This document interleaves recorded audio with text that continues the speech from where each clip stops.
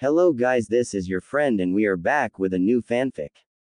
Which is what if Naruto was the emperor of Jing and takes revenge of Konaha part 1. And if you enjoy this fanfic then please press the like button and subscribe to my channel for more fanfic like this. And now let's start the fanfic. Cold, it's still cold even with a damn pyre burning. Thought the Uzumaki to himself, his men standing around the area dressed like he was in the ragtag clothes, the various outfits of each before they were captured, worn and torn. Naruto, what's your plan in regards to this? I mean, we weren't supposed to get killed back there. I mean everything with Muku and Mui, and on top of it everything else. I mean, he had a clansman of his come in to try and take control and your village has been looking for you. Said Ryazetsu, the girl blushing as the blonde turned to stare at her with the fierce eyes he now bore from his near-death experience, which turned back into the cerulean orbs she was more used to. What we do is we make a way out of this mess. This cave won't be safe for long. After that we need to form the backbone of our efforts into a combined form. In other words, we all need to put aside any differences of our home villages, grudges, and old hatreds and move forward together. Because we're all equally hunted by our villages after that little stunt of Mui's. Said the blonde with many ninja, nodding the blonde side as he flashbacked very briefly before shaking it off to the final battle with had all seemed so fast, but somehow someway he had known Muku would not be happy to have his friend back after being released from the box and made a shadow clone who tried to substitute with Ryazetsu. It had worked well for the blonde as he managed to save his friend's life from her former best friend and crush, albeit she was slashed heavily on her right side from a puncture wound. Needless to say, after he beat Muku, Ryazetsu was grateful and tried to heal the blonde of his seemingly fatal wound at the cost of her life, only to prove that he was fine by the blonde proving to be a shadow clone. Using her skills, Ryazetsu managed to get him out of the area in a body flicker, and the blonde convinced her to help him gather the other prisoners, as many as they could together. Then without warning the blonde paused, then cursed, yelling, "Damn you! Naruto, what's wrong?" asked his friend, and the blonde, realizing his outburst, sighed and said, "I just had a shadow clone disperse. Turns out my old village tried to laugh off me being imprisoned and called it a mission of all things, and on top of that they tried to say that it was training for me to be a better ninja." Hearing this, the other prisoners were shocked, and one of them, a man Naruto knew, was Kento Numashiro, said, adjusting his former missed armband. "Damn, that is up. So where to now, boss?" Smirking, the young man said to him. "Dagarashi Port, I have an idea. No, not an idea, but a plan to ensure our independence. If there are any of you with families who can be trusted and can make it with my shadow clone, sealing them and bringing them there within a period of 4 days. We will gather everyone loyal to us and then begin my new plan, a plan to make a place where we can be safe from the predations of the eastern lands." Hearing this, Ryazetsu's eyes widened. "Why, you mean there are lands beyond the elemental lands, those lands not mentioned since the sage of the sixth path forbade us all people of the east to head there?" Nodding, the blonde said to her, "True, ordinarily that's what it is. However, he also said, and I quote from this his own personal journal which I've retrieved from my mother's homeland Whirlpool, I say to all people of the west, do not head east for any reason other than to escape assured destruction. For the powers of there are formidable and more than the United East can handle with their frail pedants. Should one of my descendants lead you or one of our distant kin, then I say it is viable and I wish you luck on your journey. I'm a descendant of the Senju clan through the Uzumaki clan." Ryazetsu, meaning I am one of the few he recommends to go south in a situation like this. We should, I mean, can you and the other grass ninja prisoners honestly head back to Kusagakur after the mess with the fruit and flower groups in power there? Hearing that made the girl and the other native grass ninja shiver as they thought about just what might happen to them should they do so, with Ryazetsu speaking their thoughts quite well. "No, if anything we may be considered traitors for how things went with the opening of the box, given the intricacy of the opening process of the box as well as the fact that it's no doubt known I let it happen because you weren't the only one there when I was reunited with my friend, and because I wanted the box to open so I can try to save Muku." Nodding, Naruto said, smiling as he put his hand on her shoulder, "I'm sorry I couldn't save him, but for what it's worth, I'd like to offer you a place you can be where all of you can be and not worry about being hunted by your old village." Stepping forward, a man with a hard nose and a very plain face but build of a ninja said with a business tone, We will follow you Ryazetsu. You're not only one of the most powerful ninja among youths but the most well-versed in all areas especially diplomacy. Said the man, and with her nod she said in a similar tone to her blonde friend, her Anbu mindset kicking in. We will. Your offer is good, but should you form a nation we also wish for citizenship as well as the benefits any natural citizens will have within said nation or place. Smiling, the blonde extended his hand and said, Deal. I've got my savings. I managed to get another shadow clone to bring them to me. With the savings from my books we should be able to make our ideals come true. Kento Numashiro sighed in irritation as he turned to the blonde next to him and said, Fine, you were right, happy boss. I've already got to hear about this from my fellow ex-mist associates. Isn't that enough? Smirking as he pocketed the wad of Ryo, Naruto said, Sure, thank you for your contribution to our fleet fund Numashiro. If anyone else wishes to bet against me, please do so now. Many of the people looked away and Ryazetsu sighed in slight irritation.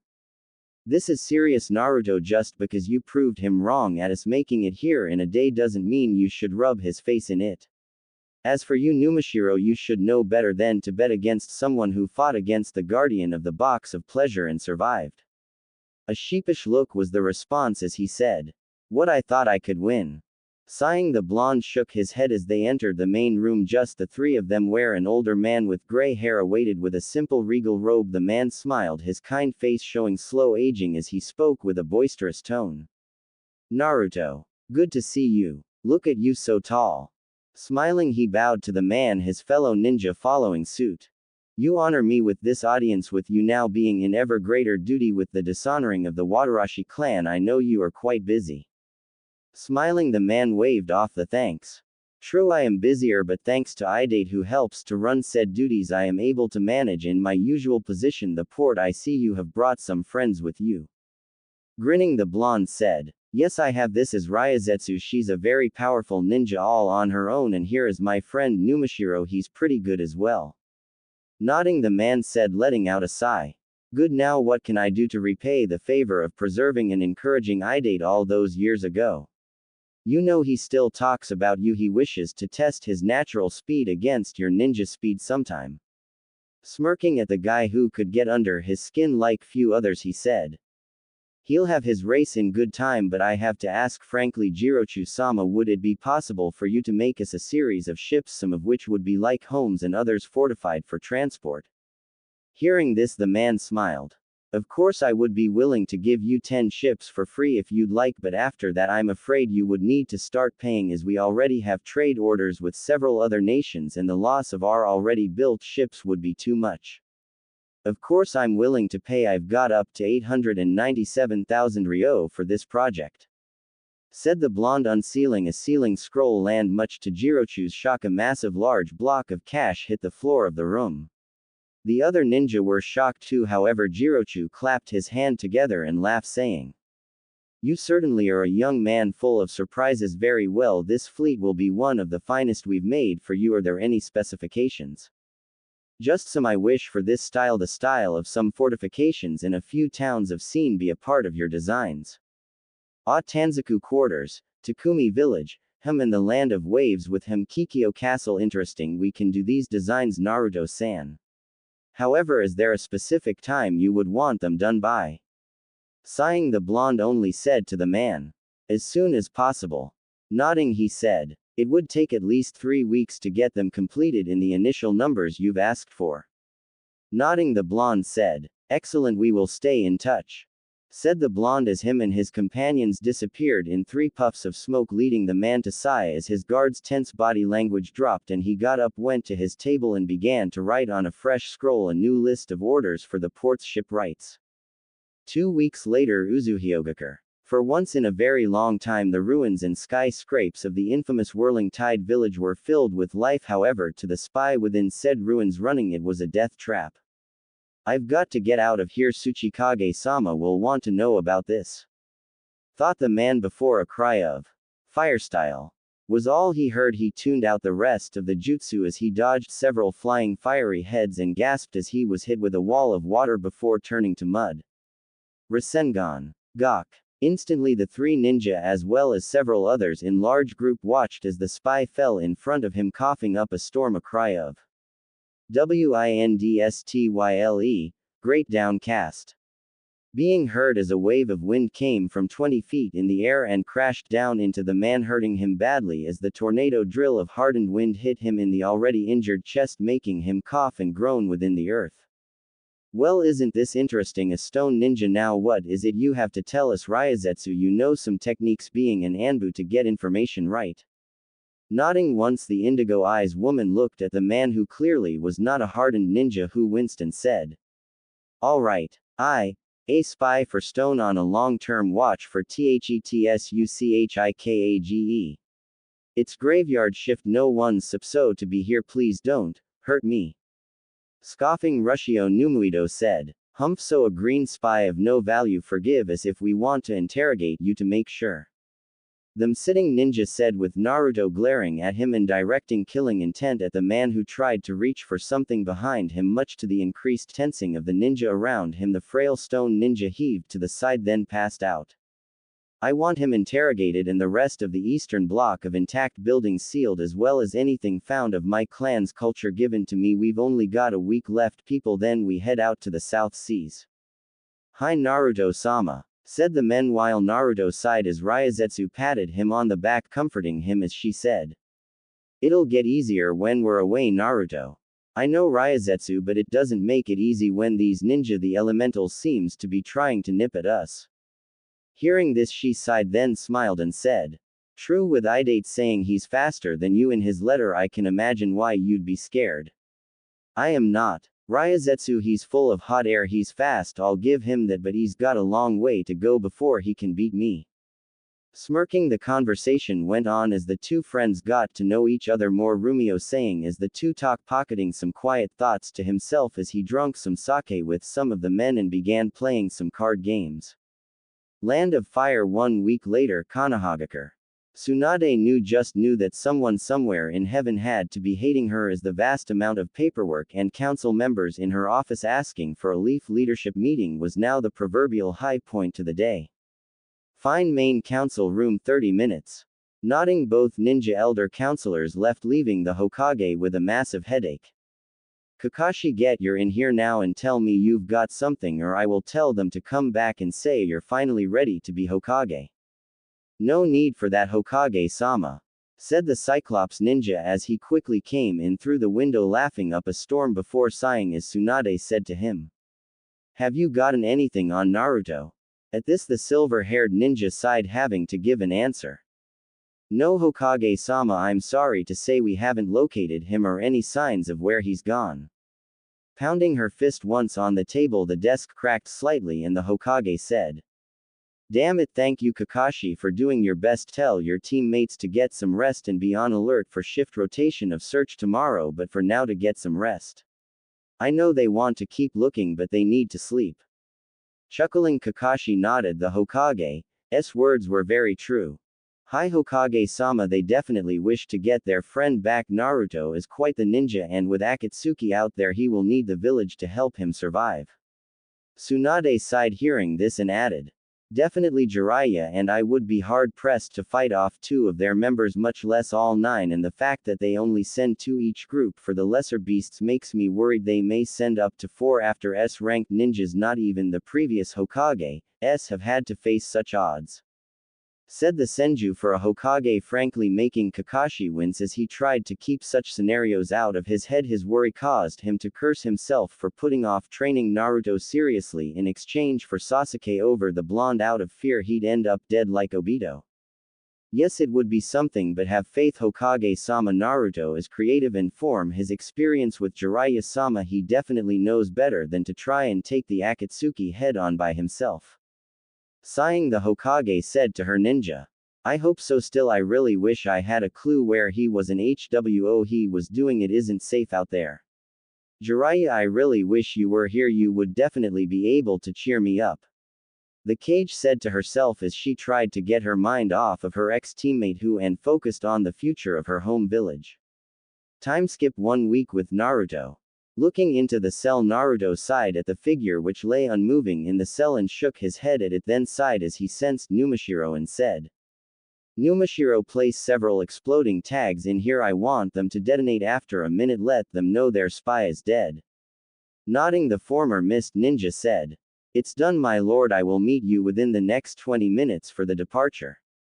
Nodding, the Uzumaki said, Good, use the tags I gave you. I made them especially myself from a formula of my old master's. I modified. They should work very well for us. Nodding, the mist ninja watched as his master left the room and set about dooming the unconscious stone spy of a prisoner within said room. At the shores of Uzuhyogakure's largest city. Sir, I found these scrolls in one of the ruins. I hope they will help. Hearing this, form one of the ninja, he took the scroll and said, Thank you, Jin. It was right.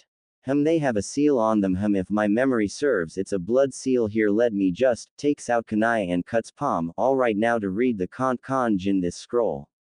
Damn, I wish we had a system in place. I'd promote you for this. It's just. Tearing up, the blonde was looked at strangely by the other ninjas. However, Ryazetsu said, It holds significant meaning to you. It must be clan relic or something of equal importance. It's the scroll of seals for Uzuhyogakure, whirling tides, essential. It holds every bit of knowledge for Uzuhyogakure, whirling tides, and it's bound to the one who opens the blood seal, making it indestructible and impossible to steal from the one who holds it, as it is linked to me through a seal now on my body. Damn, no wonder the third Mizukage obsessed over getting your clan with something like that, as well as their skills in sealing jutsu. They would have greatly strengthened the village. Oh well, at least you're our leader, so where to, Admiral? Asked the man, and the blonde raised an eyebrow, making Ryazetsu sigh as the blonde grinned and said, To the unknown. Where few ships have ever gone. We're heading on the Joden Sea and making our way through Kizan Pass. Hearing this, all the older ninja stiffened, with the young seeming confused Numashiro went a bit pale, and Ryazetsu said, Naruto, are you feeling alright? Because I don't think going to a place where chakra goes haywire and jutsu doesn't work does not sound like a good idea. Sighing, the blonde said, I know, but in all honesty, where can we go? We would be fugitives anywhere. I could get us a home in the elementals. All it would take is one ninja from one of the ninja villages, one of us as form, and we would be hunted down for the rest of our lives. However, word that I've gotten from some of the belongings of my master is there are rumors of a land to the south. There's a path that, if followed, will take us northeast towards new lands. Sighing, Ryazetsu said to him, Yes, if it's true, but how would we know that right off the bat? It's not like you've went there and know for sure. Smirking, the blonde made a cross-hand seal, then put one hand on the boat they had come in and showed that it made a perfect copy of himself and the ship on the side of it. You were saying? Kento Numashiro whistled, then said, Damn, and he scouted it out too. So what's on the other side, Admiral? Smirking, the blonde said, Chief will do, and you won't believe what I've found. I mean, my guy managed to find a town and get a map, but still it's something else. You've gotta see it to believe it. He said, and the people nodding accepted his word. Just then a voice said, Naruto. And all the ninjas were on guard when the newcomers appeared, but now they were shocked, especially Ryazetsu, as an orange-haired kunoichi hugged him, and several other ninja appeared, the leader of which was very amused. Sasama-chan, it's good to see you again. I'm glad you guys accepted my invitation. It was our pleasure. To Naruto, we really need a new home now that the daimyo of the land of rice is in charge again. With Orochimaru seemingly gone, he has begun making plans to assert his dominance and his neighbors of similar size.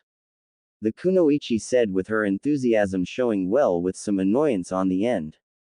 Hearing her reminded Naruto of the mission to Rice Country, or rather Otogakure, and made him wince as he thought about the Fuma's situation back then, and thinking of this he said, Which means he wants to use your clan to fight senseless wars of expansion. At this, Hanzuki chimed in, the large leader of the Fuma clan, adding, Yes, and it makes little sense for us to stay with Fuma Lane being embargoed. Thank you for sealing up our hometown, by the way. Naruto waved the man off. It's no problem, my other seal markings are activated, so we have 2 more clans coming with us, and some citizens from Wave My Shadow clones have reverse summon type sealed them into copies of the scrolls. 1 have then dispersed, meaning I now have the other citizens to fill the ships. I think it's time we departed now. Everyone to the ships. I'll unseal our friends and then we can get going. Agreeing, the ninjas, having followed Naruto Ryazetsu, and Kento Numashiro, the man who beat Muku, and Anbu, and Jonin, saw little point in arguing the plan, and the work was quickly done, with the various peoples soon departing form Whirlpool, the island's trademark whirlpools dying out as they passed, then reappearing with a stronger ferocity afterwards as they passed by, heading out into the other first southeast for several dozen miles. Then catching a seemingly hidden passage in a natural fog bank, headed northeast to their destiny several long leagues away. You do know that as a native of Mist I'm used to cold harsh weather, but even for me a tsunade is a bit much. Numashiro said, and Naruto glared at the man as their ship exited the violent series of storms behind them, his many shadow clones letting out sighs of relief as all across the fleet they dispersed. Well, I didn't expect it either, Numashiro. He said, a bit annoyed, and seeing this Ryazetsu disarmed both men, saying, True, which is why as ninja we must expect these things and move on when we pass through them. Still very good thinking, making those shadow clones to steady the ship's ropes, masts, and to help row through the storm. Sighing, both men nodded once, and Naruto didn't comment on the compliment, instead looking ahead as he took a map out of his back pocket and then handed it to Ryazetsu. She sighed as she observed it, and the notations then spoke up again. Naruto, I think it would be best if we head here. This town doesn't seem like it has the most protection, but it has natural fields, but more importantly some iron mines. By it we may be able to trade protection for mineral resources and some of their excess food. Smiling wide, Naruto clapped Ryazetsu on the back and said, Good, then let's make our way there full speed.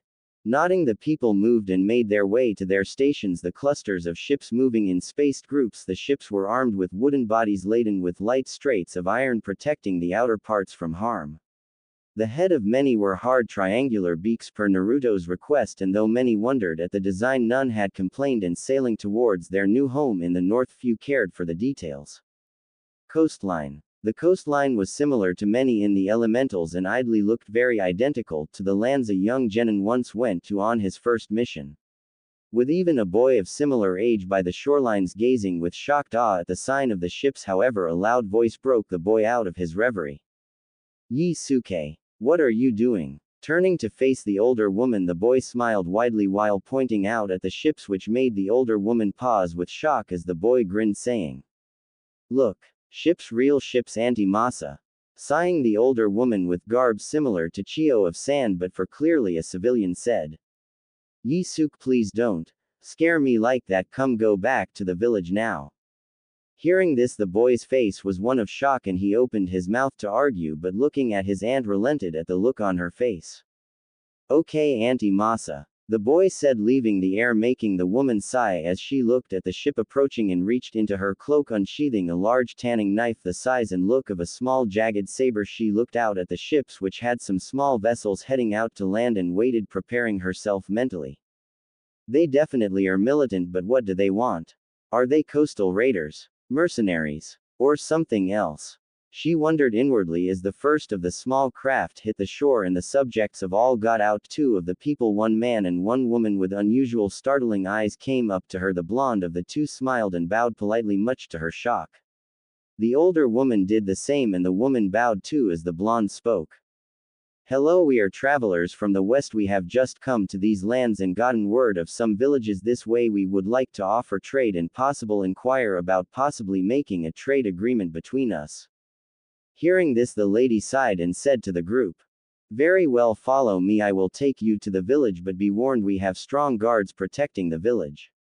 With that, she moved forward. The ninjas seemed unfazed by the blatant mistrust, though Naruto had to admit he felt both amused and shocked the old lady distrusted them so. Still making their way forward from the coast onto a paved path, they followed the old woman without complaint, though the small group of 12 kept their guards up, the other ninja following Ryazetsu and Naruto without complaint, while the rest stayed behind to guard the transport. Without much more delay, they ended up passing by 6 fields, 2 large ones and the rest of smaller sizes, as they came up to the large wooden gated built into 2 large iron beams. The guards were dressed in armor that covered their biceps, shoulders, stomach, and knees in buckler-based armor, the tiny circular shield serving to protect said points, while they wore helmets with horse tail-like brown tassels hanging like pony tails from the top of said helmets. The guards looked at the foreigners with suspicion and turned their heads to Masa, who merely said, "The east wind breezes well on the light day." Nodding, the men opened the gate without a problem. The ninjas passed through the town, which seems to have been in full production. "So it is a farming village through and through, huh?"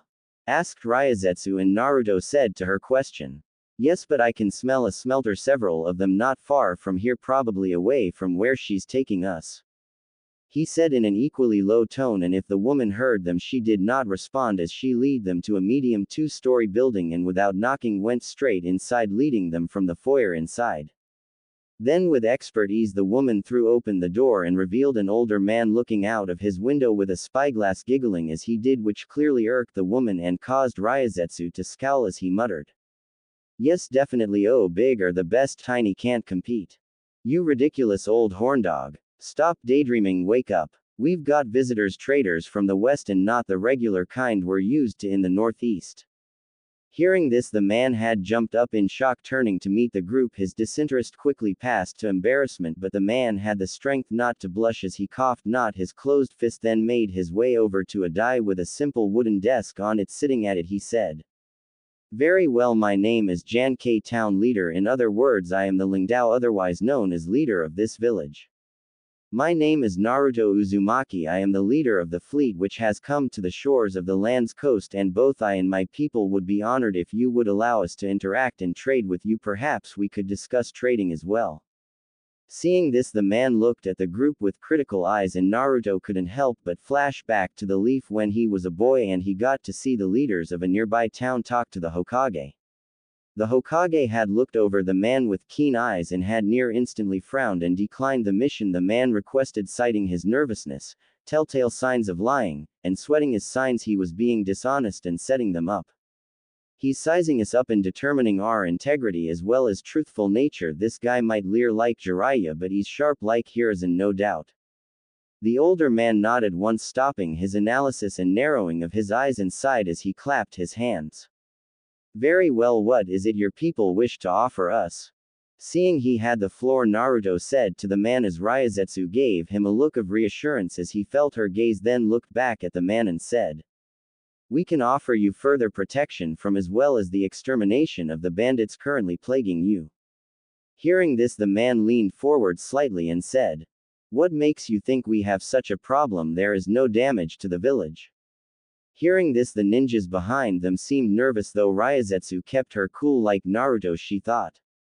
"True, I didn't notice any damage to any of the structures, and the guards seemed fairly well trained and should be able to handle regular bandits," she thought, but was a bit shocked as she saw Naruto grinned like the cat that got a canary and simply said to the man, "Because you rotated one of your farther crop stock to the destroyed field to the western side of the village by the bare minimal forest growth by the tree lines. You wish to make it appear as if you haven't been attacked, probably got your best to try and make it seem like you hadn't been, but the fact is I saw the crop nearly around the backside of the village from the gate, and it was missing a large chunk of the supplies currently by the tree line. Also, last time I checked, potatoes are connected to the roots in clusters of them, not growing separate off the roots and stems alone like some of the haphazard ones are lying in the dirt without any roots or stems that look like they were dropped in a hurry." Hearing this shocked the ninjas beside and behind him. The older woman seemed shocked, while the older man had a look of concentration on his face for a bit before sighing and chuckling before saying, "You are surprisingly astute for someone so energetic. Good, very good, it will serve you well, and you are right, we did cover up the damage to our village's field." Hearing this, Ryazetsu asked, "Then why hide the fact that it did to maintain an image of strength when dealing with us?" she asked, and the man nodded. "Yes, the villages around these lands have purchased the services of mercenaries before, and a large number of them are wild cards. Some being satisfied with their payments, others seeing weakness and being unsatisfied with what they get take it out on their village. I had planned to see what you have to offer, form a position of strength, as my village can hardly stand a vicious blow right now." At this, the old woman said, "I wonder why Tanzo really is over calling in men to help him deal with another move of a conflict, one he no doubt started." Sighing, the other man said, "We agreed to send mutual aid when one of us is embroiled in someone else's war. Masa, I am a man of my word and I had to honor it. I stamped it with my personal seal," said the man in a strong tone, and Masa sighed, the woman clearly having expected this, and said, "I know that, it's just that I don't want him taking advantage of you and dragging you into this. You're like a brother to me and every time the two of you talk it wears you down," she said simply, and the old man sighed, smiling at her as he said, "You aren't exactly an easy person to talk with either." Huffing, the woman said, "At least I give you gray hairs." Laughing, the man shook his head, then turned back to his guests and said, "I accept whatever help you can offer my village. In exchange we can discuss what we can do for you about those mining rights. Fair enough?" Nodding, the blonde said, "It will serve us well, thank you. So who are these bandits and which direction are they coming from?"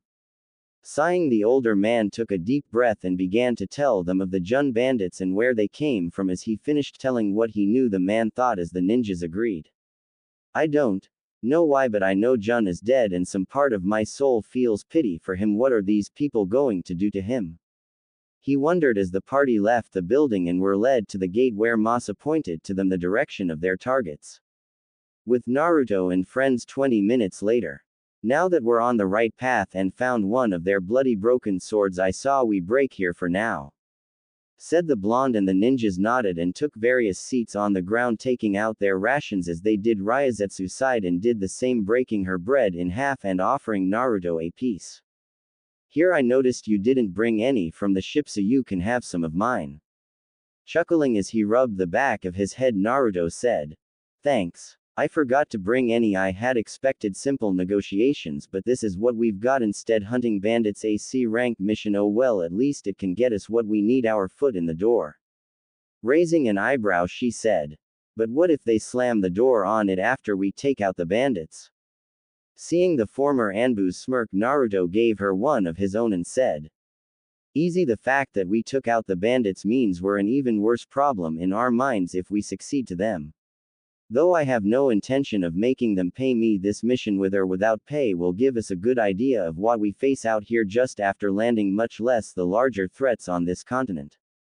Nodding at his words, she still couldn't believe this continent was slightly larger than her old home continent, and she just imagined what it would have been like to see it all, not just the limited areas on the town map noted and illustrated. It was just the training she had from the Grass Anbu department and her own curiosity that got her. "So everyone, I think it is time I tell you all something important, something that now I can tell you without fear of the hidden villages getting word. Would anyone like to listen? The choice to stay with us can be made in a boat given to you to head back west if you wish. However, I wish to tell you now of all my heritage before we move on, as this group has a majority of stone ninja to the mist, and as I wish for you to hear me now as honestly as possible without tensions flaring and mass fights breaking out on the ship." Hearing this, one of the men, a tanned man with a bare and a medium frame, asked him, "Oh yeah, Uzumaki, and what's that?" "Most of us don't give a damn, we just want to live. So if you're related to the Uzumaki clan head, we don't give a damn, we just want to live." Hearing this, Naruto sighed and said, "It's a lot more complicated than that, and if you wish to fight me afterwards, I will fight you fairly, all of you at once if you want, but I cannot go without telling you all of this. It would be deceptive. The same to you, missed ninjas. However, Ryazetsu, I wish to tell you now so you know the full truth. You're my friend, and I wish to not keep such secrets from you if I can help it. All it does is bite people in the end." "I understand, Naruto, but what possible secret could be this bad for all of us to be nervous or worried about?" she asked, and Naruto sighed as he began his tale and giving his answer. "I was a student of Jiraiya for a time before I winded P at the blood prison, and it was terrible. The man was a deadbeat lech who would always borrow my money and leave me for hours, sometimes days alone. But what happened one thundering dark cloudy night made me almost hate the man for quite some time when I learned it before deciding on a better means of revenge," the blonde said simply as he unraveled his secret to the ninjas before him of what happened then on that day. He, that's right, ladies, it is I, the famed author of Ika Ika and Sanin of the Leaf, the gallant Jiraiya. And I'm here to play yelled the man as he opened his wallet, revealing a large stack of Ryo within. Instantly 3 women latched themselves to him, giggling and laughing within the bar as a blonde outside of a nearby window that was open shook his head, then dispersed into a puff of smoke. Dark room. That lying sack of shit, said the blonde out loud to no one in particular. Thunder rang out distantly, but there was no rain, and it seemed as if it had responded to the blonde Uzumaki's outrage.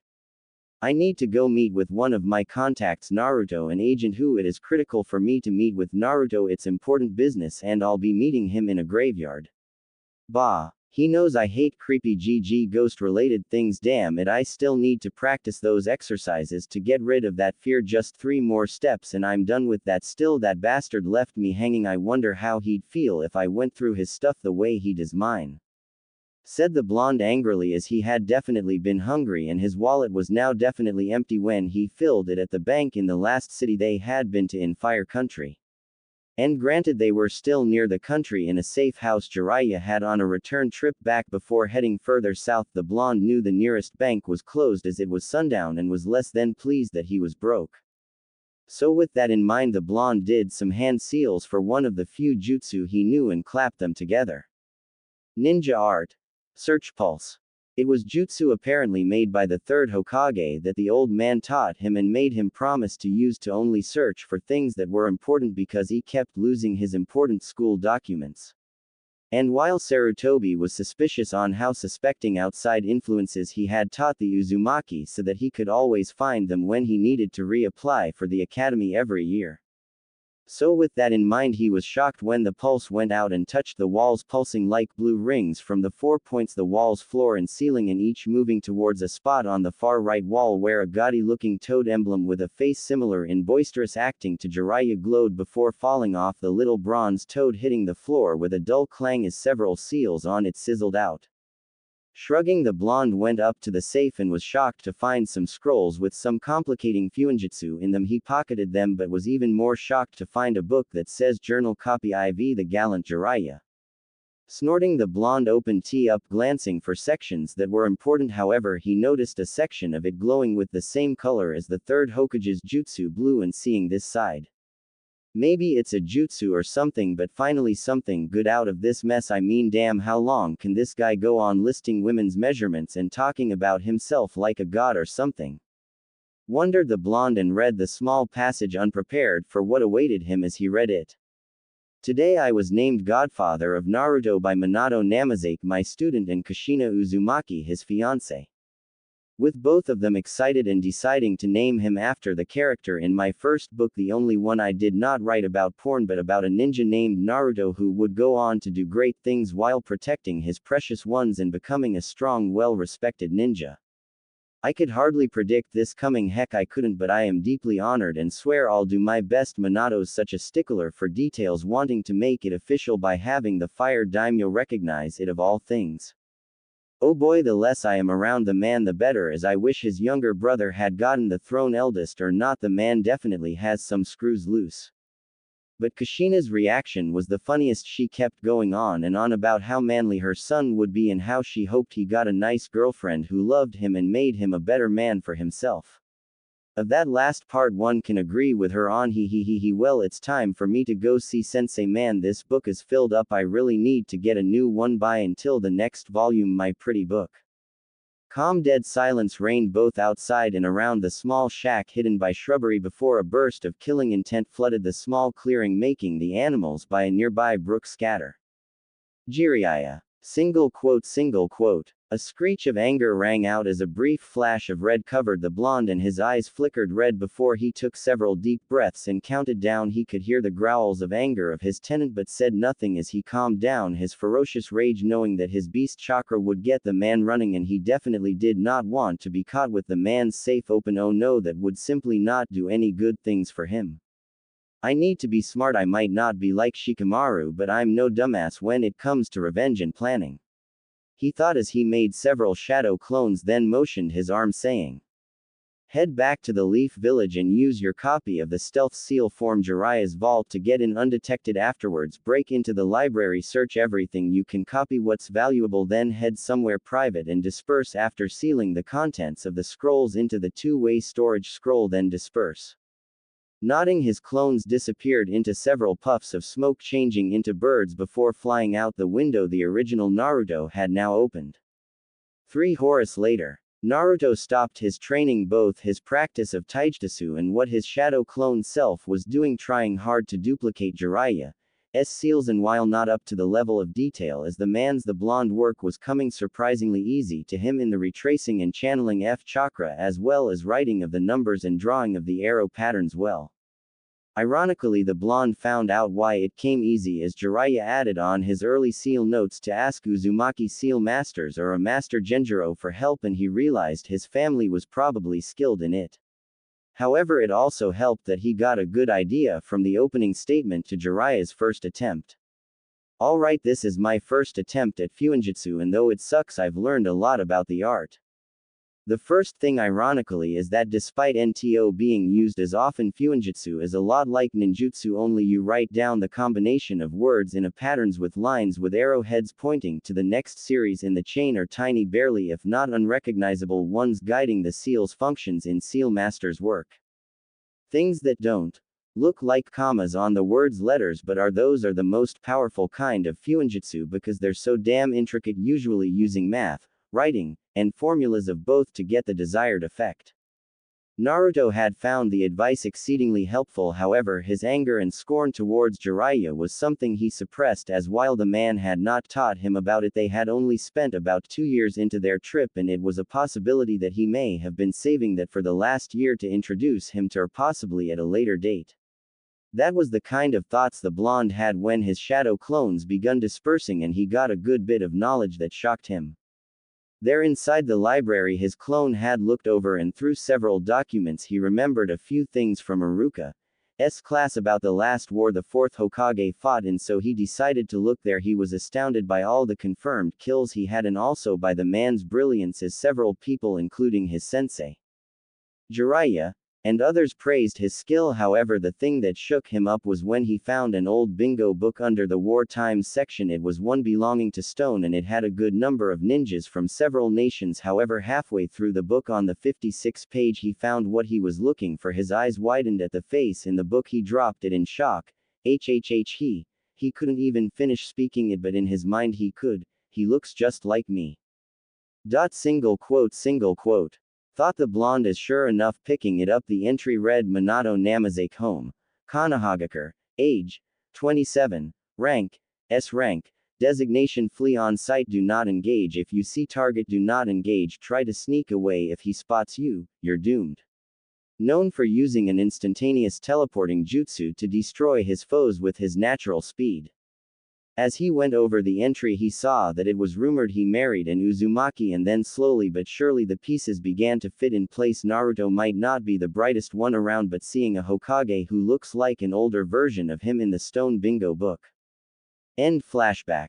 The ninjas around the blonde were shocked, eyes widened for the mist ninjas and Ryazetsu, while looks of realization and horror were plastered on those of the stone ninjas. Naruto took out a kunai and looked resigned to a fight, but the stone ninja form before shook it off, then grunted, damn, so you're his son. He killed my bastard of a cousin who was wrecking my family's home because my dad favored him and gave him our inheritance, thanks. This shocked the blonde, who awkwardly said, you're welcome. What about the rest of you?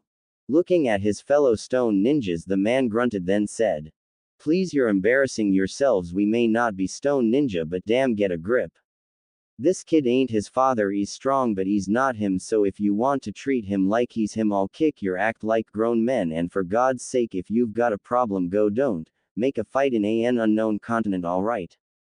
The men nodded, but much to Naruto's shock he found out none of the men had a grudge, as half the people Minato killed had been angry about the ceasefire plans the Tsuchikage had begun considering before Minato slaughtered them, and said ninja had begun plotting, and while the other ninjas had been killed in the line of duty but ironically had no relatives among the men or the fleet he led. Wait, so that means the 4th died and you were left an orphan? Damn, I bet even some of the hardcore haters back in the village would be happy to hear that. Yeah, especially considering the fact that I am a Jinchuriki to boot. Said the blonde while thinking. Let's see what you think of that. Holy shit, he could slaughter the bandits on his own. Damn, he's got that kind of power. We definitely made the right choice. Well, no challenging this guy that I like my body the way it is. Similar statements went throughout the men, but he was surprised by their blowing off on it, to which the man explained. The Tsuchikage doesn't let hatred cloud his ninjas' minds, he wants focused, tempered rock-hard ninja. He only allows his ninja to loathe the governments of other villages they fight, not the ninja. As the ninjas only follow the wills and plans of the Kages, and the Hokage set up his men, not Minato. It also helps the fourth Hokage actually apologized for his actions in the war via a transmitted speech from the Hokage's tower when he was elected. Said the stone ninja, much to the blonde's further shock, but also something which further enhanced his suspicion of his old home village. Nodding, he was surprised when his friend hugged him and gave him a kiss on the cheek, saying, "Baka, if you told me, I would have known to put more faith in you at the prison. Damn, it made me so suspicious when you made the clones with the flame seal on you anyway. That's why I approached you and acted how I did while in the prison and trying to free Muku." Sighing, the blonde said, "No problem, missed ninjas, you. We're fine, it's just wow, wait till Numashira Senpai hears about this." Said the man, as the ninja group was soon all ready to go and the blonde directed his group forward to the bandits' camp. "Well, this is most unexpected but nonetheless appreciated, Ganju," said the man in the closed darkened room with brown paneling and painted rice paper doors. The man in front of him had the dress and garb of a farmer, but nonetheless bore a distinct scar over his right eye like a crescent moon. "I live to serve as best I can, Tanzo-sama. Do you wish for me to take action against these foreigners?"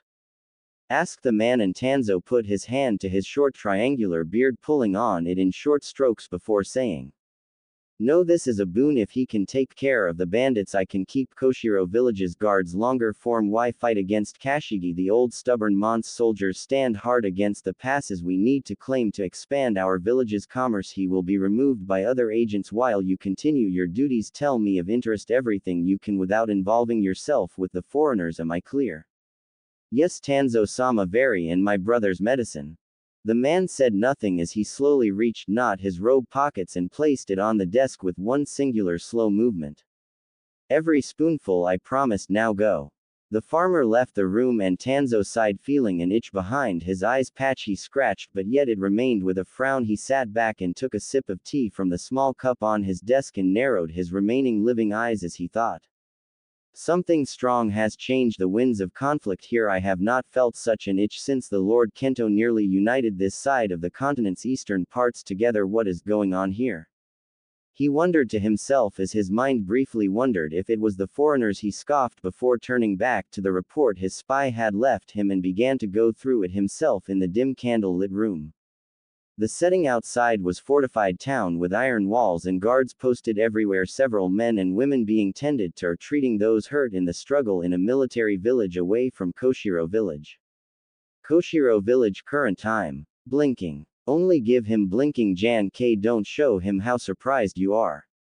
Thought the older man as he saw the head 7 of them on the table and could barely believe it himself. "Sorry about getting the extra ones. If you don't have enough to offer, but they crossed our path by accident, and when we saw the people they had in cages, well, I just couldn't help but want to kick the crap out of them." Masa said, hearing this. "Really, this is kicking the crap out of them? Damn, where were you 5 months ago? Shit, who cares? Well, Jan K, I think we definitely should pay up now and get some long-term agreements in place," said the older woman, looking at her friend while Naruto said as Ryazetsu blushed. "He said something I didn't like about my friend Ryazetsu, so I tried to get him to change his opinions a nicer way, but when he laughed and called me all sorts of things out of my name, well, that was the last straw." Suppressing the need to gulp nervously and showing his strength of will, Janmei smiled calmly, then said, "Very good. These men prowled more on our neighboring village to the west than us, but it is better their leaders, and no doubt many of them are gone. We can begin discussing the mining rights to the iron deposits around here immediately. Come sit," said the man, snapping his fingers, and the new addition of 4 guards moved, the youngest of them getting 2 chairs for Ryazetsu and Naruto to sit down on. Clearing her voice much to the Mont's inner shock, Ryazetsu took charge. Very well, then our people require at least 7 pounds of iron ore from a week's worth of mining, which means we require, from the estimates of our experts, at the very least 2 large mines and 3 small, though 2 medium would well cover it in exchange for training formas for your guards. Hearing this, Janmei took out a smoke pipe and lit it, an action Naruto noted was much akin to that of the third Hokage, a man who Naruto both loved but also faulted in several ways. The man was good grandfather and a fair Hokage to his people overall, but when it came to major political decisions that required a firm, strong hand as he got older, he had faltered as his enemies gathered their strength politically and he managed militarily against foes wanting some measure of gain against his village. Still, he's buying time. Which way will you think, old man? This deal is, as far as our experts say, while I ask them, as fair as we can get, so unless you want something else, why stall? Jankei-sama, the report from our guards working with Tanzo has come in, said a guard just entering the room with some papers. Thank you, Yinko. Excuse me, Ryazetsu-san. Naruto-san, while I look over this a moment, Ryazetsu said as Naruto nodded. Take the time you need, Janmei Dono. Nodding, the man sighed as he took the pipe and smoked as he read the 3-page report. He sighed as he got to the last page, then looked up, smiled at them and said, You two drive a fair bargain. I will take the training for the 2 medium mines. We only take the iron needed for the village from the bountiful deposits, so as long as your people do not go to any of the other natural deposits to mine without negotiating first, we should have no problems. Smiling, the 2 ninja nodded. Ryazetsu thinking, that seems far too convenient. He must have had someone checking our people's intentions and possible blending in and hearing our intentions. She thought as it wouldn't be impossible for someone to slip in amongst the people that had visited the docks and talked to the wave citizens and some of the ninja gathering intelligence. The final agreements were pounded out by all there, and Janmei sighed as he thought to himself, a spy on them already. Tanzo, you sure work fast, don't you? How long has that one been in my village, and for what purpose were they originally here for? The old man wondered, as the message hidden in the report was of an old tale the two had played games to in their youth, telling him to take whatever deal that was good for him in some way for him. The old man knew his former rival well, the two having grown up together, and as he finalized an agreement and stamped it with his seal with the 2 youths in front of him, he idly wondered just what sort of actions Tanzo might take and if he would think these strangers allies or a threat. 1 week later, Tea Country. Within the confines of the Wasabi clan's house, Lord Jirochu Wasabi laughter filled the household once again with much enthusiasm. Many of his family members, being those with brownish-gray hair, paid little mind to their lord, being happy that he was still so filled with vigor. However, Idate stopped as he passed by his lord's personal den and knocked, making the man pause and look to the doorway, where he smiled. Ah, Idate. There you are, my boy. How are you this day? Idate Wasabi, formerly Morino, smiled at his clan's head and adoptive father and said, Very well, my lord, though I am curious what has you extra happy this day? Allowing himself a smirk, something he rarely did, which shocked Idate, he said, Why don't you read it and see, my son? The older man said, and his son took the scroll and read it before saying, Son of a bitch, his own country, yelled Idate as Jirochu smirked, then said, Yes, he intends to actually build it using the ships he had built here on custom order in the nearby caves for special orders. Shit, he definitely must have been pocketing some sweet change for that. How much Ryo did it cost? Holding up a hand, Idate groaned, knowing what was coming. Idate, the Wasabi clan never reveals our clients' secrets. It is the butter to our bread, Idate, the sauce to our dango. Sighing, Idate replied, I know, Dad, but wouldn't it be prudent for you to give me an estimate? If I'm to be the clan head, I'll need to know these things one day. Idate stated carefully, and the older man laughed, clapping his son on the back. That's the way to do it, Idate. You used legitimate reasons as my heir to circumvent and use our traditions to your advantage. Good, I am glad not see that as clan head you know just how deep these things go. It shows that when dealing with outside forces you will not let them harm us with the seemingly open loopholes of our rules. I had planned to tell you regardless, my son, but first you must race Naruto before I can reveal such a secret. It is his condition. Groaning, the guy sighed. He knew one day his haughty attitude while working for his lord in the shrine races would come back to bite him. Alright, fine then, and when I beat him I'll hear it from his own lips. If not, you can tell me, Dad. So what sort of agreement did you two work out? That was only the first scroll telling you he made it there and set up trade with a local village. Clapping his hands, the man said to his son, "We have both agreed to trading for several spices, preservatives in our land's main export, green tea leaves and powders, in exchange for ores to use within our ships, as well as several native clams and other sealfy that have been discovered to be very valuable in making jewelry, iron, pearls, as well as different food spices from the surrounding area, which has several abundant wild herbs and spices." Hearing that, Idate whistled, then said to his father, "So he's giving us ninja to guard this stuff?"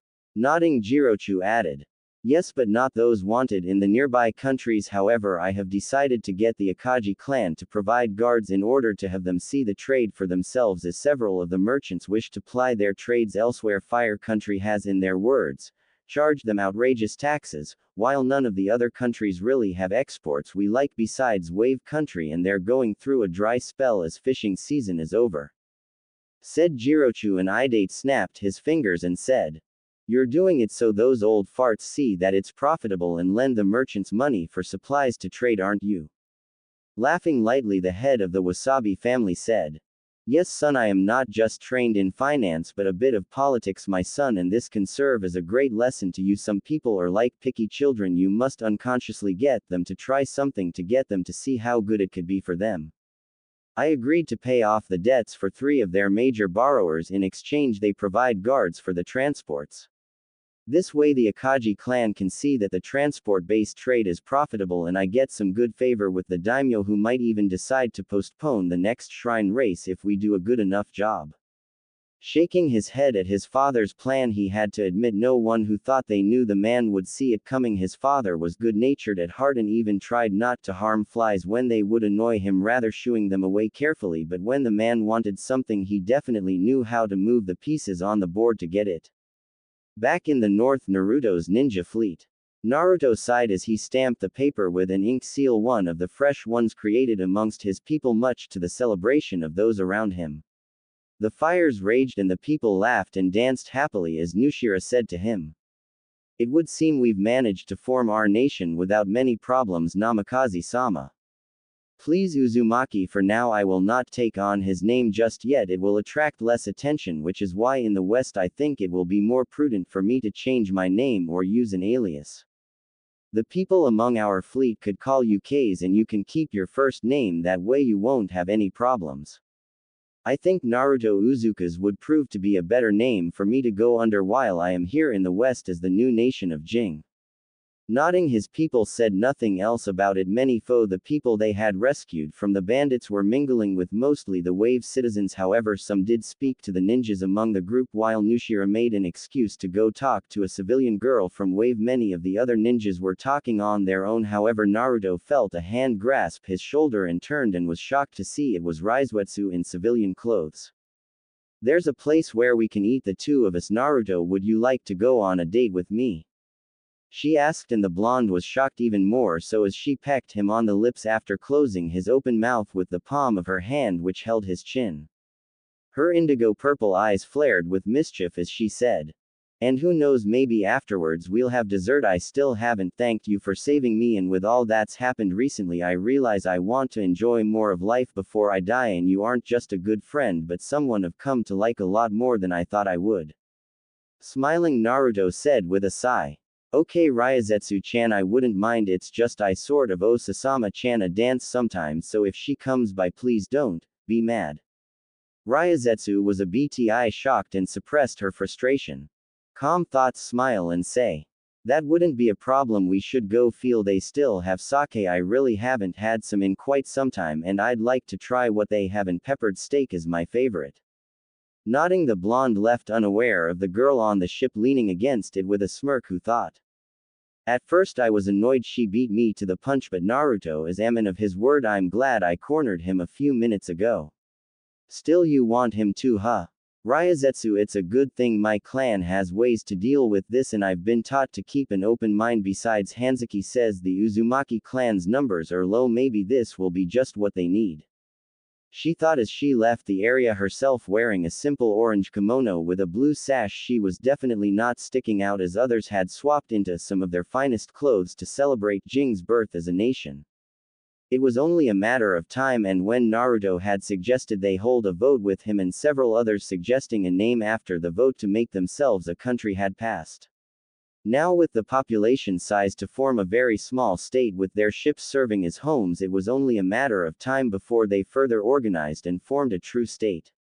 Idate-san, we should be within their waters soon enough. We're near the opening to the middle point out at the Jodan Sea and near the end of Kizan Pass. Sighing, the heir to the Wasabi clan said to the sailor, one of the men under his command from his father, while several vessels were filled with merchants and some Akagi clan inspectors as well as several dozen guards.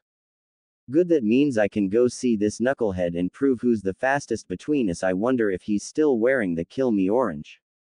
He asked himself, and the retainer sighed, thinking to himself. Master Idate is as eager to prove himself as ever. Still, it couldn't hurt for him to see his friend right. The older man asked himself while shaking his head as he found he really didn't want to know the answer. Idate, on the other hand, looked eagerly to seeing his friend again and getting what he had wanted when his friend opened his loud genin mouth, a race both to their fullest. Konaha Main Road. Within the confines of the village hidden among the leaves was a seemingly warm village open to trade, negotiation, friendship, and seemingly the most open of the hidden villages. However, to a trained eye, the fact that it was a military force could not be overlooked. Ninja ran along the rooftops, Anbu went on patrols, and more importantly, Jonin trained the future soldiers of the village as was usual. However, to far better eyes, the village seemed to be far different than usual. Fights broke out. People glared at each other and loud voices could be heard frequently within. These were the sights Lee and his team were becoming used to, and to be honest, seeing both of his teammates' glares made even his flames of youth want to recede. However, he kept up his usual energy and enthusiasm. Yash. Neji Tenten, I believe it would help strengthen our spirits if we go on a 20-kilometer run 900 times across the village. Hearing this, both teammates stopped glaring at each other and winced inwardly. Lee applauded himself, for he had managed to get their attention off of hating each other. Tenten, seeing the disaster waiting to happen if their sensei heard Lee's words, said to him, "Oh no, we're fine. Just a bit of a disagreement about the time I was supposed to be picked P yesterday," she said, glaring slightly at the male Hyuga, who sighed and said to her, "I'm sorry, but Hinata-sama as well as Hiyashi-sama both required things of me that evening. Hiyashi to help him go through some of my father's things, and Hinata-sama required some counseling. She's taken the news of Naruto's disappearance poorly and the news that the Akatsuki is presumably gone to the shadows. However, with word of Kumogakure blaming us for the disappearance of his brother since he cannot get to the Akatsuki members and thinks we hired them. They tried to capture Naruto. I mean, I didn't know he was holding something they wanted. I mean, him being a Jinchuriki, it's a dangerous situation anyway you cut it," said the girl, sighing and shuddering as she remembered the description Sakura gave of the blonde when she found her shaken up the day they returned from the mission. And the weapon-wielding girl couldn't help but flash back to the image of her uncle's body, the man having fought against and being killed by the nine-tailed fox. She had snuck in the room where his body was held at the funeral home to get one last look at him before the body was prepared. Needless to say, the girl had a healthy dose of fear of the blonde, and with the way ninja were, wondered how dangerous the blonde was and if he was hiding his true self just waiting to strike. Lee, on the other hand, sighed and said, 10-10, we do not know the whole situation. Please do not judge. Don't judge. Lee, he's holding the beast that wiped out over 30% of the reserve forces 20 years ago and 40% of all the active ninja available.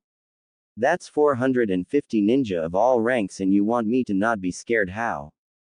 She yelled at him, and the taijutsu user and yeller of youthful phrases winced, but their teammate said calmly, Tenten, you are not helping the situation. Look. Tenten looked at where Neji motioned around them and could see many of the villagers were nodding and agreeing to her statements, muttering it was good the blonde was gone and how many hoped he would never come back. Hearing this, Tenten groaned. Damn it, I'm scared, alright.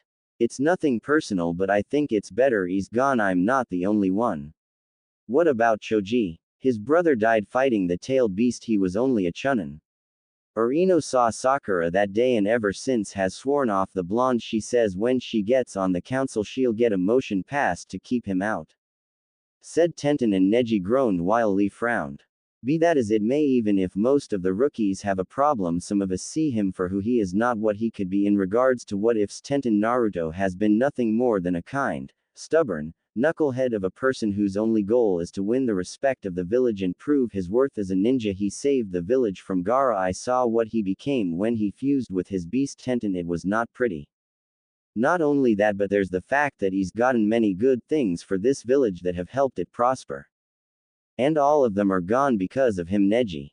Said a new voice, and Neji sighed as he saw Sakura Haruno. Her voice sounded a bit hollow but was filled with rage. Lee spoke before Neji, who looked even more annoyed, now spoke. Yash. Naruto's flames of youth burn brightly. He is not a monster. He is not the beast, the giant nine-tailed fox, Sakura-chan. Hearing this, Sakura yelled. Nobody's a liar, a deceiver, a desserter. He left us behind, Lee. He abandoned the Leaf Village. Not only that, but now every country from spring to sand he's gotten us alliances in has left. Doesn't that seem suspicious to you? I mean, damn, it happened nearly all at once. Naruto wants payback on the village, Lee. He was never our friend. Ino, Tenten, Shino, Choji, agree with me. Shikamaru says it's too troublesome to speak either way on it. Think about that, it's just you, Lee, and Kiba who believe in him. Damn it, open your eyes. Sakura said, garnering a few cheers from the populace, mostly civilians, while most of the ninjas stayed neutral or went about their business. Sighing, Neji shook his head. Yes, we're among the only ones who know what is the right choice in this matter. It's a shame that after all Naruto's done for each of us, being our friend and never judging us based off of deadlocked preconceptions. But a ninja who not only gave his all to the village, it might not even be here if the fourth didn't seal the nine tails in him. And during the Chunin exams he saved you from Gaara, the current cage, but back then Mad Jinchuriki, who really was a monster. On top of that, he's gotten us several other nations to not only bolster our strength politically as allies but financially. Naruto is a ninja who does his best to help people. He doesn't have malevolent bone for anyone based off of how they treated them. He doesn't hold grudges. Sakura, in all the time we've known him, he never has.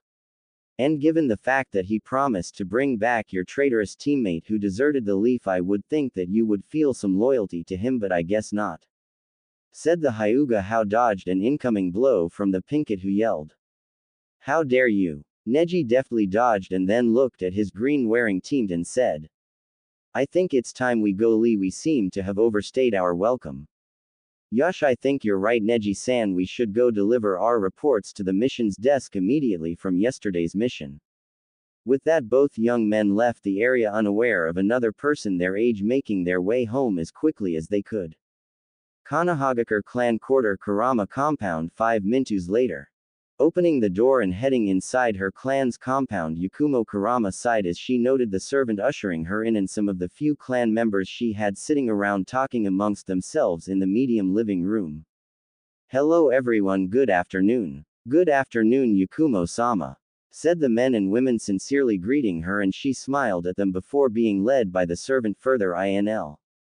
Follow me, Yakumo-sama. Your uncle wishes me to bring you to him. He wishes for you to talk with him. Thank you, Saki, but I'm no longer a little girl anymore. Smiling, the older woman with her hair in a ponytail and some light wrinkles shook her head with a smile and said, I know that Unkai-sama wishes me to pick something up and run an errand for him. He should have the package ready for me to deliver now. Nodding, the Kurama clan heiress was led by her pseudo-mother and caretaker to her uncle's office through the modest compound. Her clan had never been those for major frivolous things.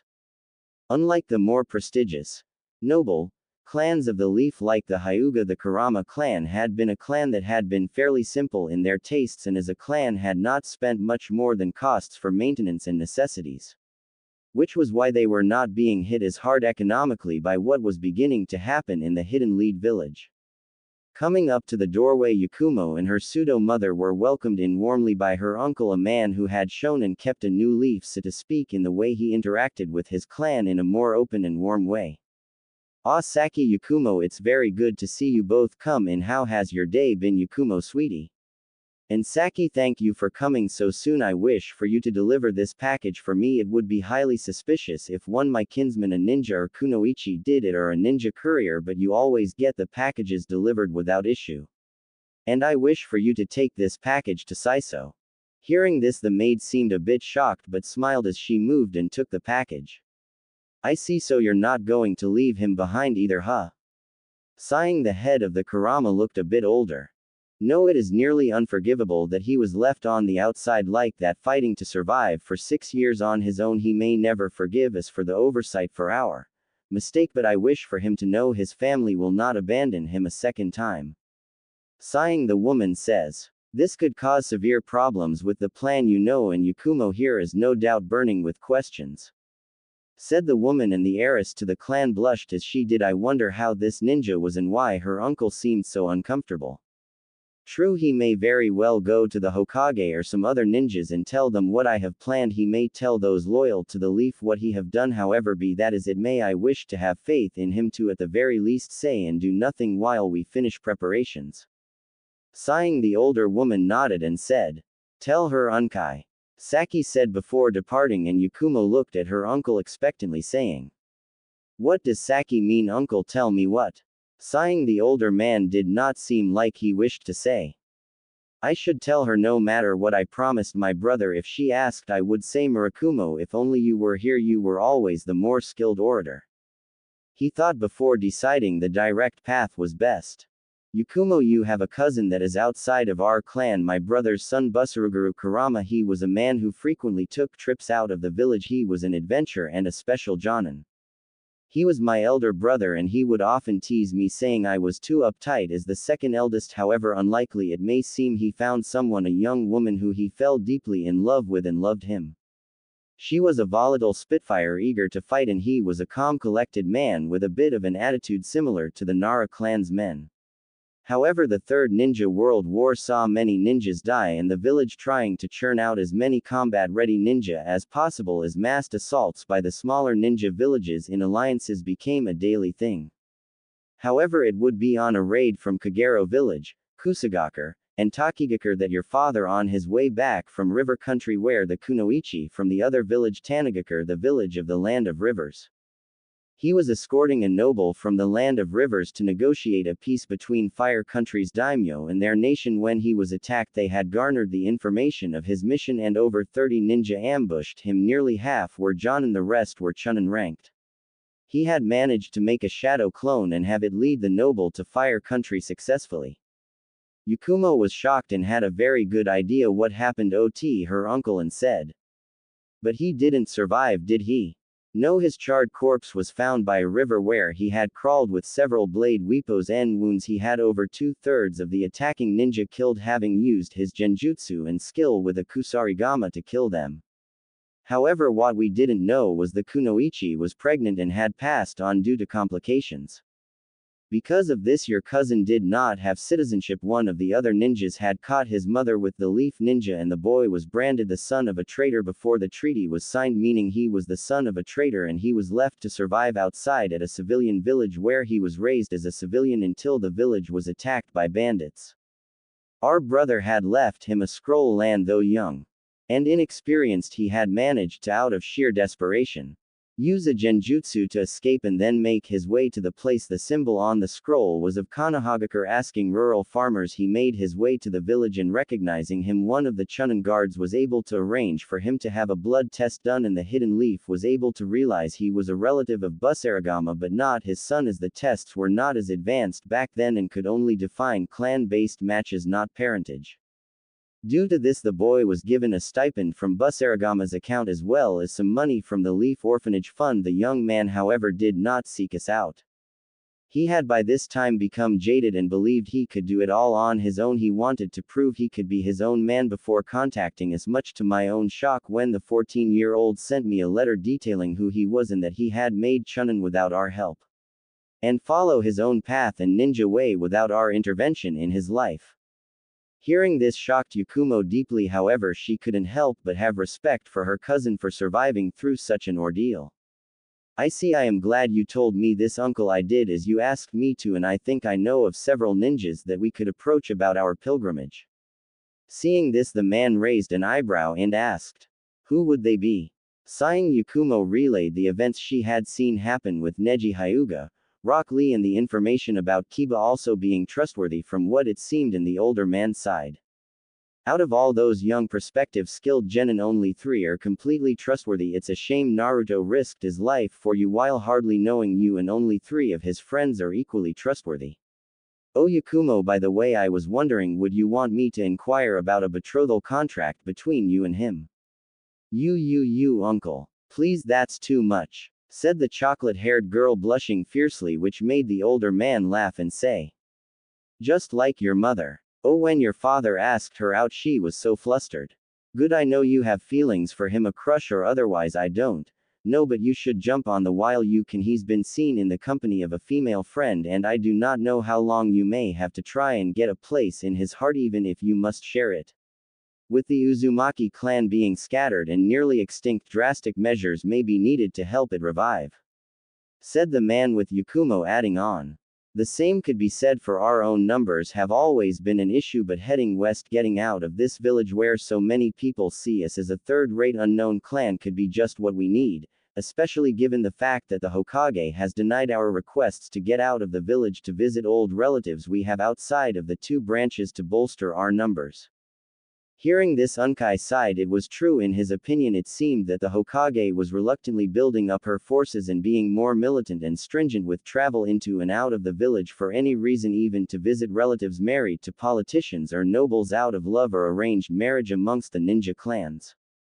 An attitude he knew was no doubt making the other Kage even more nervous and on the lookout for any sign of a conflict, especially given the Reikage's threats and the Tsuchikage fanning the flames between him and the Leaf, citing the old war hawk Danzo as a main threat to both their villages.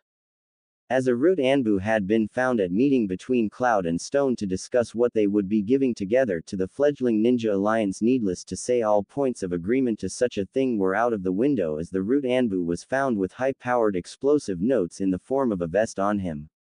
With both ninja villages having begun to build up their forces dramatically and move them closer, pushing them through the borders of nearby countries seemingly in groups and teams as was usual.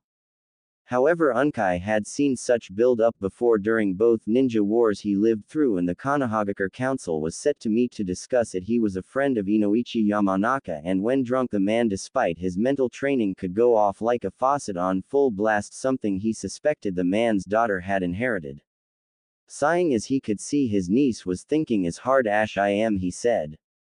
The Elif village is going to get involved in a war, whether it's with the Akatsuki or another village doesn't matter. What does matter is us being prepared, and I do not wish to chance Oru clan's livelihood in this war.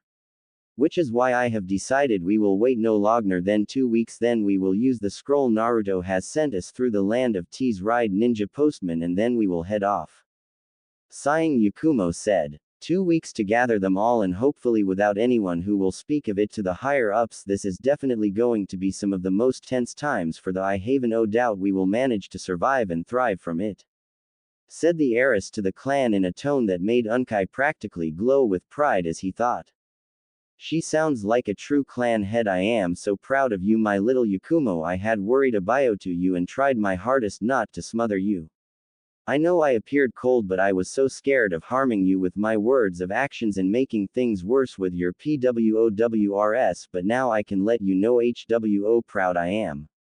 He thought as he got up and walked over his desk and hugged his niece, who was shocked but smiled and hugged back as he said, I am so proud of you, my niece. You are like the daughter I never got to have with my fiancée before she perished all those years ago in the Second Ninja World War, said the man, who felt so much closer to his niece, who he now viewed as a daughter, and he swore if Naruto or any other man ever made her sad, he would put them in a genjutsu the likes of which no one, not Kurenai Yuhi or Itachi Uchiha, had ever seen or crafted out of anger. Meanwhile, Naruto felt a chill run up his spine and swore he would be good to all his female friends no matter what, though why he did he had no idea why. Land of snow, spring. Daimyo Koyuki Kazuhana was many things to her people: beautiful, fair, impartial, and a symbol to them of everything they wanted in a monarch, and the very thing that to them embodied the nation so well. Which was a good reason why the woman was so frustrated with her chief retainer. Ayatsu, I can handle going to see my friend. I am even going to be traveling under an alias, so why is it I cannot go to see him in his own country to wish him well on founding a nation and leaving that treacherous village?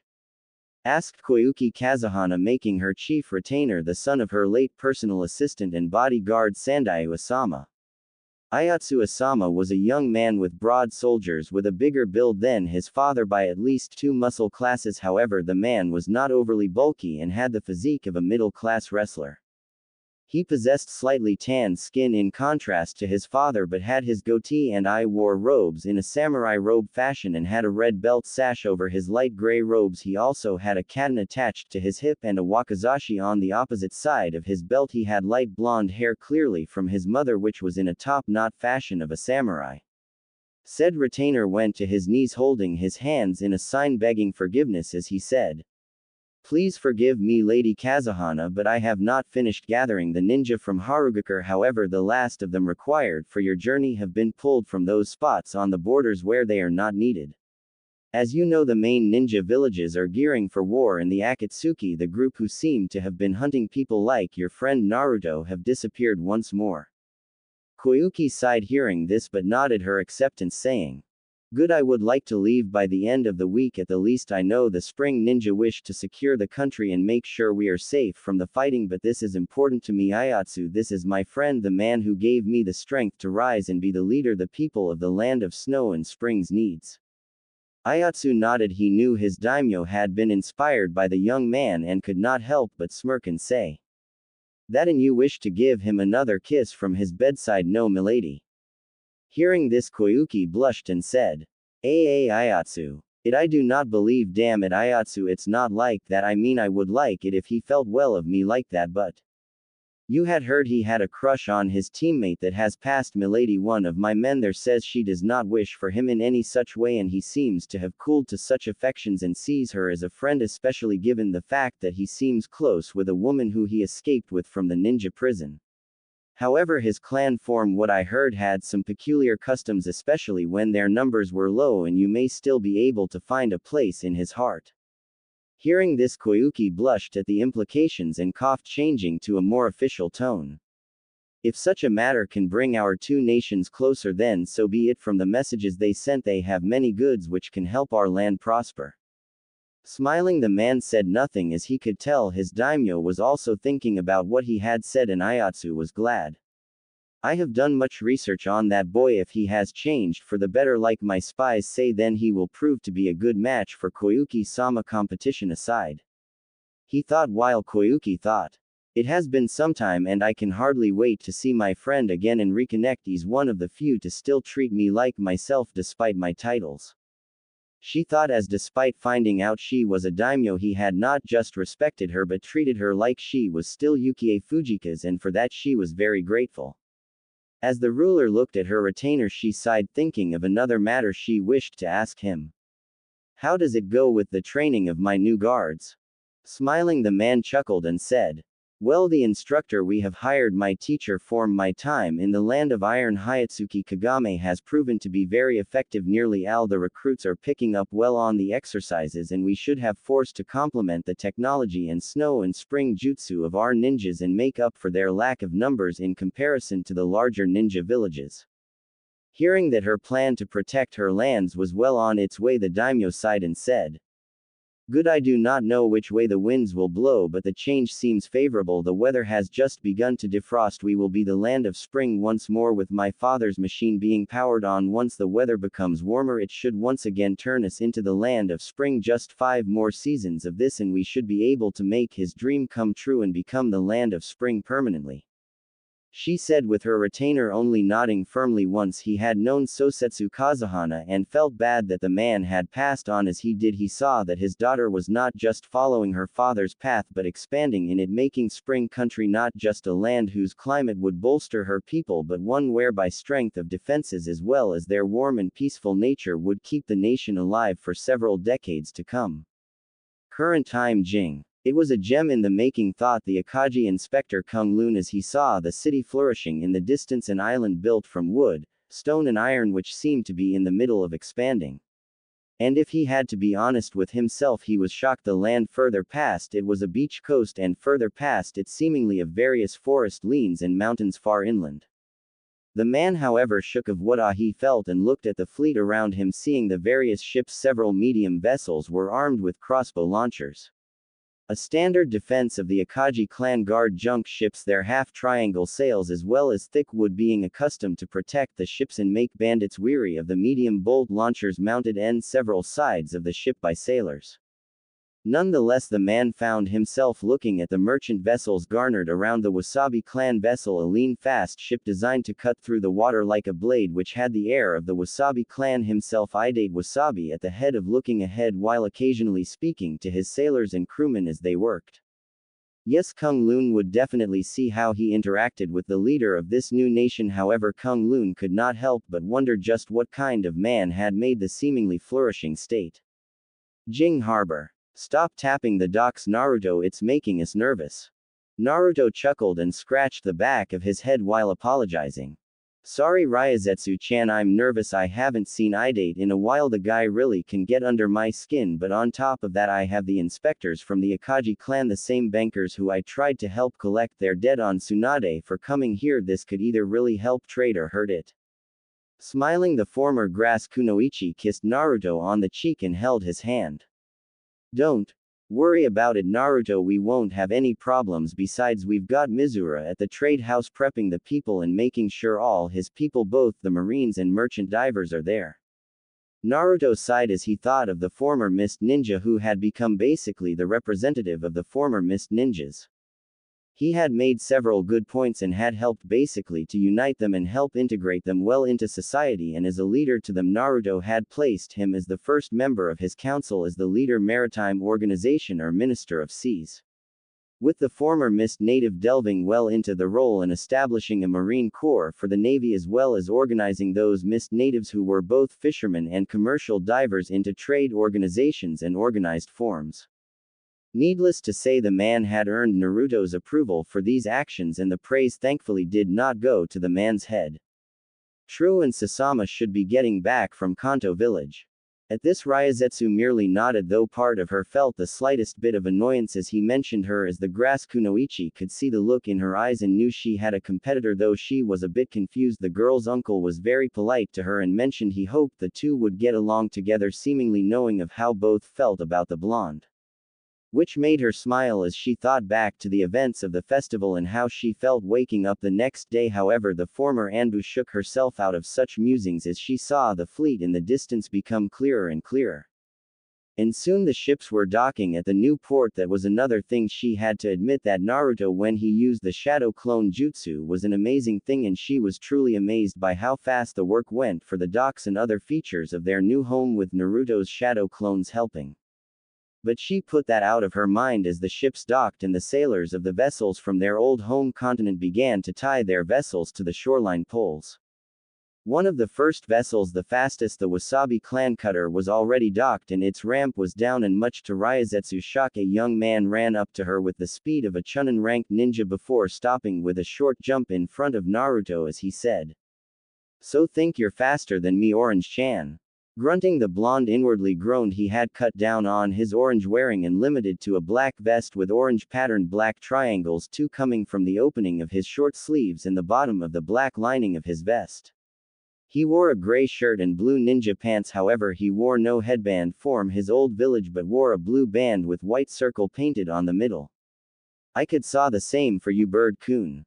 Grunting, the Wasabi clan heir laughed and clapped the blonde on his back, giving him a handshake and said, "Good, you haven't lost your gall over the years. I'm glad to see it. So who's this wife?" asked the Wasabi heir, looking at Ryazetsu with curious eyes, and her smirked, seeing her blush, but was shocked why Naruto, saying, "If she wishes to be, though I don't know if I'm ready for marriage yet. This is my girlfriend Ryazetsu." Ryazetsu, meet one of the few bastards that can yell me halfway under the table. I date Morino now, Wasabi, right? Hearing this, Morino turned. Wasabi nodded, grinning as she said, "Yeah, I'm the clan's heir now, Jirochu-sama. Dad, he said I'm the hope and future of the clan and that it's time for me to begin going further into my duties. That's why he asked me to accompany the Akagi clan inspectors." Nodding, the blonde turned and faced the incoming group of said inspectors that had now come up to them and noted the leader of them, who seemed to be a thin man wearing a slightly expensive kimono. However, he had the eyes and body language of a man who was under no delusions and was all business. An experienced man who knew what he was doing was the impression the two ninja got from the man who bowed to them respectably. Naruto-sama Ryazetsu-san, it is good to see you. I hope that we can begin this inspection in good time. I wish to see what else this nation has to offer. Kung Lun-san, it is good to meet you. We can begin immediately and head to the trading house where the merchants are waiting immediately. Nodding, the group made their way further into Jing's port and made their way to the trading house for the port's ware inspection.